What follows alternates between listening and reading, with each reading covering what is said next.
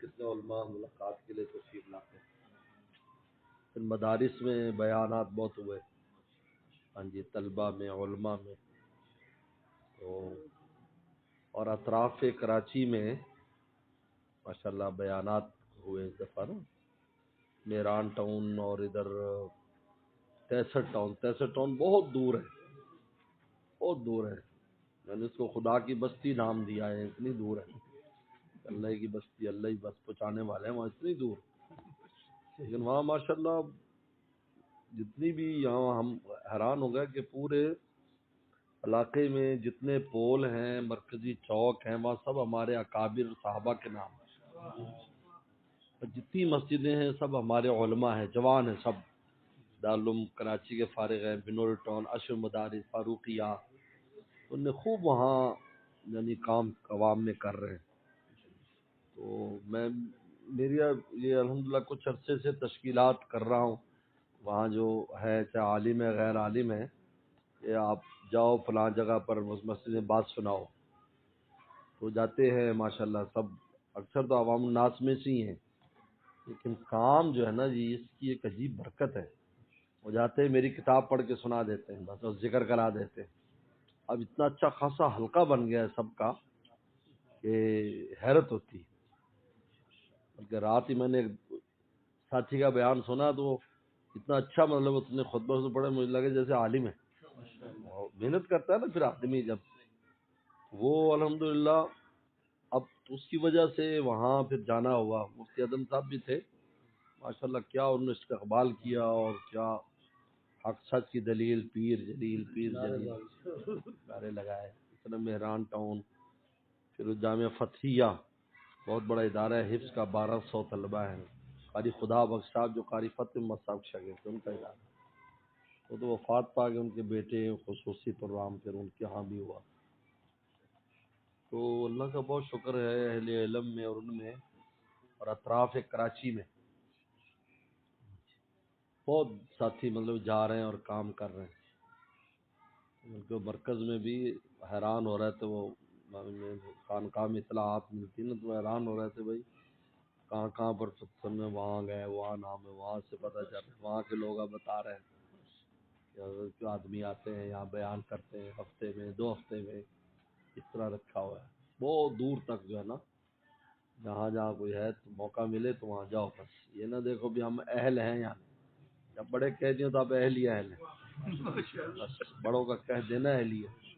میں خود یعنی اپنے بارے میں کہتا ہوں، ہم بخاری شریف کب سے میں پڑھا رہا ہوں، یہ تو مجھے یہ احساس نہیں ہوتا تو میں شیخ الحدیث ہوں. لوگ تو کہہ دیتے ہیں لیکن اپنا احساس ہونا بھی ضروری، وہ ہمیں نہیں ہوتا. تو حضرت کہتے تھے یہ شیخ الحدیث ہے، تو میں کہتا حضرت آپ نے کہہ دیا اب میں بن گیا، اب میں بن گیا. آپ نے کہہ دیا اب بن گیا شیخ الحدیث، آپ کے کہنے کی وجہ سے بن گیا. یہ عجیب ہے. تو جب کہہ دیا جاؤ بس، پھر نہیں دے بھی تمہیں اہل ہے، تو بڑوں نے کہہ دیا. کہ ہم جو سوچتے رہے ہیں میں اس کا اہل ہوں یا نہیں ہوں، یہ تو آپ اپنی مرضی اڑانے والی بات ہے. مردہ بدست زندہ ہو جائے تو پھر کیا دیکھنا.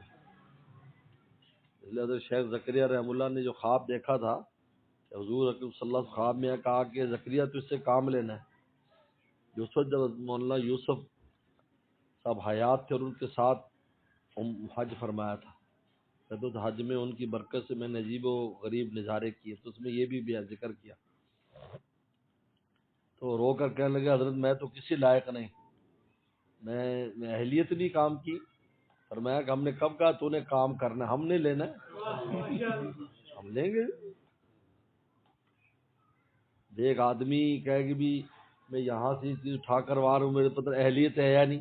اگر آرڈر مل جائے کہ اٹھاؤ بھی اس کو وہاں رکھو تو آپ پہ اہلیت پیدا ہو جائے گی. بڑوں کا آرڈر بھی دعا ہوتا ہے اور پھر اس کے ساتھ بھی دعا شامل ہوتی ہے. یہ نہیں کہ دعا نہیں کرتے، وہ دعا بھی پیچھے سے کرتے ہیں اور ساتھ وہ بھی. ہمارے حضرت بھی ایسے کرتے ہیں کہ جاؤ بھائی چلو جاؤ بیان کرو، آپ چلے جاؤ ادھر چلے جاؤ، اور ساتھ ہی پیچھے دعا کر دیتے اللہم ایدہ بروح القدس، اللہ روح قدس سے اس کی امداد فرما. بس راستے کھل جاتے تھے. اگر ہم کہتے تھے نہیں وہ جی حضرت، یہ جو کراچی کے کام کا خصوصاً نارتھ ناظم آباد میں جو کام وہاں سے مرکز بنا اور پھر کام پھیلا ہمارا، یہ اللہ اللہ کا تو حضرت نے تشکیل کی، حضرت نے جانا تھا اس جگہ پر خود. تو حضرت نے فرمایا ابھی میں طبیعت ٹھیک، جاؤ تم چلے جاؤ. جی حضرت ٹھیک ہے. اب وہاں لوگ حضرت سے سننے کے لیے آئے ہوئے ہیں اور حضرت سے نکاح پڑھوانا ہے، حضرت سے توقعات ہے اور ہمیں بھیج دیا. ٹھیک ہے، جو کچھ ہوا کر دیا. وہ دن آج کا دن ہے ماشاءاللہ. وہ سب سے مضبوط حلقہ وہیں سے بنا. وہاں ایسے فداکار، ایسی راحتیں ہو گئیں. پہلی خانقاہ وہاں بنائی چھوٹی، پھر سید اختر غازی نے بنائی. اب بڑا مرکز ہمارا بن گیا کوئٹہ ٹاؤن میں الحمدللہ. اتحاد تعمیر ہو رہا ہے وہاں بھی. بہت بڑی مجلس ہوئی ماشاءاللہ.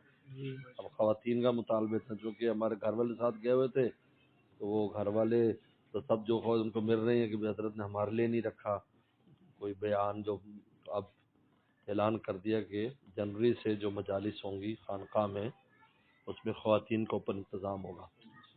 اب دوڑ لگ رہی ہے سب کی، کراچی کے ذمہ داروں کی بھی. اس سے پہلے انتظام کر دو سارا. اور خواتین کے لیے واش روم، یہ جگہ تو بنائی ہے، اوپر جگہ بھی خواتین کے لیے پہلے سے بنی. تو اللہ تعالیٰ کا بہت فضل اس لیے. اور واقعی ایک جو چیز ہے کہ جب تک بڑے حیات ہیں آپ زیادہ سے زیادہ کام کریں اور سیکھیں. جانے کے بعد بہت مشکل کام ہے. اس وقت بھی لوگ کہتے تھے کہ آپ یار بہت زیادہ یعنی ادھر ادھر بیان کے لیے کراچی میں حضرت کی زندگی میں چلے جاتے ہو اور وہ کرتے ہو. السلام علیکم. تو حضرت ابھی تو حضرت حیات ہے، بس وہ کافی ہے، ان کے بعد دیکھیں گے. تو میں نے کہا بھی کام سیکھنا اور ان کی دعائیں لینا بھی تو لازم ہے. تو اللہ کا بہت شکر ہے الحمدللہ کہ اس کی وجہ سے اب ان کی زندگی میں دعائیں ملتی تھیں. حضرت مجھے کہتے تھے کہ یار تم جو ہے نا رات کی مجلس میں ایک دن میں غیر حاضر ہو گیا کہ تو رات کی مجلس میں نہیں آئے. میں کہ حضرت میں دن میں ہمیشہ ادھر رہتا تھا. میں کہ حضرت میں تو پھیری والا ہوں، آپ کا مال محلے محلے بیچتا ہوں، رات میں جاتا ہوں. بہت خوش ہوئے، بلکہ مجھے کہا شاباش ہے شاباش. اور ایسے تھپکی دی، شاباش جاؤ ٹھیک ہے جاؤ میرا مال بیچو، آگے جا کر لوگوں کو پہنچاؤ میری بات. اب اس کا آج اس کا اثر نظر آتا ہے کہ وہاں والے جو ہیں وہ بھی ہمیں رش کی نہیں، یار ہم یہاں ہیں اور ہمارے حلقے کے لوگ وہاں ہیں. ان کا دل وہاں ہے،